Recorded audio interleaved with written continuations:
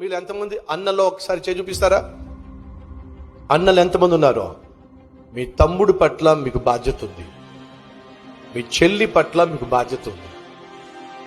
నాకెందుకు మా తమ్ముడు సంగతి అనడానికి వీలు లేదు.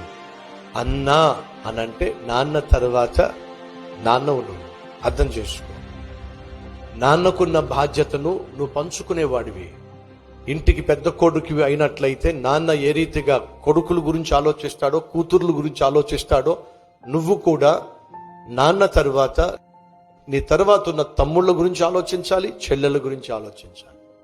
వాళ్ళ చదువు గురించి కావచ్చు, వారి వివాహాల గురించి కావచ్చు, వాళ్ళ భవిష్యత్తు గురించి కావచ్చు. ఇంటికి పెద్దవాడివైన నువ్వు ఖచ్చితంగా ఆలోచించాలి. నాకెందుకు మా తమ్ముడు సంగతి? నీకు కావచ్చు ఇంకెవడు చెప్పు. నాకెందుకు మా చెల్లి సంగతి? దాని చావుతో చస్తుంది నో అని చెప్పేసి చేతులు కడుక్కోవడానికి వీలు లేదు. అన్నగా నాన్న తర్వాత